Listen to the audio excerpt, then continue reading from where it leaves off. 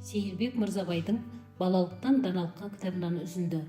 Оқыған Раушан Меңлібай қызы. Келесі видеоларды жібермемас үшін каналға тіркеліп, қоңыраушаны басып кетуді ұмытпаңыздар. Саған не жетпейді? Бір күні лагерге орта жастағы бір келіншек баласын ертіп келді. Баласының жасы 14-те. Бойы өсіп, мұрты тебілдеп біршама есейіп қалған екен. Шешесі бірден мәселеге көшті. Балам қатты өзгеріп барады, күннен күнге танымай барамын. Айтқан тілді алмайды, сабақ оқымайды, түнімен компьютер ойнайды, түске дейін ұйықтайды, арсыз, ұятсыз, жауапсыз, жатып ішер жалқау деп бастырмалатып бара жатыр еді баласы. Мам, қойсаңшы болды деп саңқ ете қалды. Шешесі, міне көрдіңіз бе, осылай сөз қайтарады, ерегіседі. Мам, болды ғой енді. Неге? Сені ешкімнен кем қылмай жағдайыңды жасап жүрміз ғой. Маған смартфон әпер дедің, әпердік. Сабаққа компьютер керек дедің, оны да әпердік. Анандай кием, мынандай кием дедің, жоқ демедік.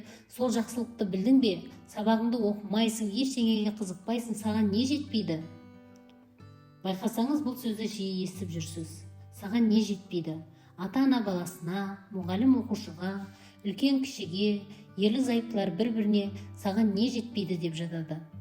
Расымен ата-ана өз баласының іс-әрекетімен жүріс-тұрысын, мінез-құлқын өзге емес өзі түсінбей қалады. Енді осы құбылысты логотерапия әдісімен талдайық. Логотерапия адам болмысын үшке бөледі. Адам соматика, тән психика, жан логика, рух сияқты үш қабаттан тұрады. Мұны логикалық өлшем деп айтады. Болмысты бұлай бөлмесек, адамның айуаннан артық қасиеттерін анықтай алмаймыз. Сыртқы іс-қимылына қарап, түпкі мотивацияның тәннен, жаннан не рухтан шығып жатқанын айыра алмайсың. Осы шатасуды шешу үшін Франкл мынадай геометриялық фигураларды қолданады. Үш түрлі фигураны қойып, төбесінен жарық түсіреді. Үшеуінің кескіні үш түрлі болғанымен, көлеңкелері бірдей, яғни шеңбер болып көрінеді. Сосын фигураның кескінінен хабары жоқ адамнан не көріп тұрсың деп сұрайды. Ол шеңбер дейді. Үш фигура бірдей ме деп сұрайды. Иә деп жауап береді. Сосын жарықты төбеден емес жаннан түсіріп, енді не көріп тұрсың дейді. Цилиндр, конус, шар дейді ол. Көрдің бе, фигура үш түрлі болғанымен көлеңкесі шеңбер болып түсе береді. Сол сияқты адамның да іс-әрекеті сырт көзге бірдей болып көрінуі мүмкін. Шатасу осы жерде басталады. Адамның амал-әрекетін экзистенциялық анализбен тексерсең, түп негізде олар үшке жарылып кетеді. Яғни бірі соматикадан, екіншісі психикадан, үшіншісі логикадан шығады дейді. Логикалық өлшемді оңай түсіндіру үшін мынадай мысал ұсынамыз. Үш түрлі фигураның бірдей пішінде көрінгені сияқты, біздің тіршілікте бір оқиға үш түрлі негізден тарайды. Бір әйел тамақ ішпей отыр делік. Күйеуі, неге тамақ ішпей отырсың деп сұрайды. Әйелі, толысып кетіппін, салмақ тастау үшін ет тастап жүрмін дейді. Бұл тән немесе соматикалық себеп. Биологиялық дене бітімін реттеп, сымбатын сақтау үшін ашығып отыр. Енді екінші жағдайды алайық. Күйеуі үйіне келсе, әйелі тағы тамақ ішпей отырады.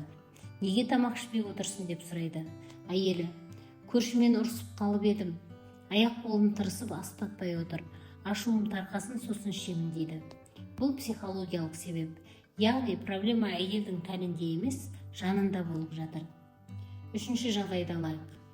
Күйеуі үйіне келсе, әйелі тағы тамақ ішпей отырады. Неге тамақ ішпей отырсың деп сұрайды.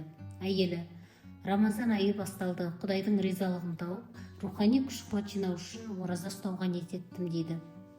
Бұл жердегі ашығудың себебі әйелдің тәні не жанынан емес, рухани болмысынан шығып жатыр. Яғни адамның әр қабатының мұқтаждығы бар. Әдетте ата-ана оның алғашқы екеуін ескеріп, рухани қабатының сұранысын қаперге алмайды. Бала мінезінің қиғаш кетуі осыдан басталады.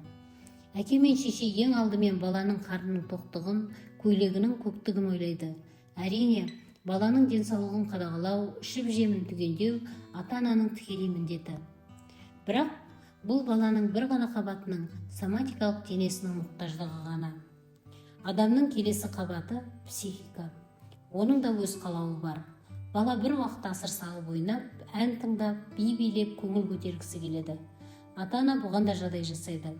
Циркке, театрға, киноға билет алып береді. Аттракциондарға барады, сауық кештеріне жібереді. сөйтіп оның психикалық мұқтаждығын өтейді. Бірақ ата-ананың жиі жіберетін қателігі адамның тағы бір қабаты, яғни логикалық дүниесі бар екендігін ескермейтіндігі. Оның да өз мұқтаждығы қалауы болады.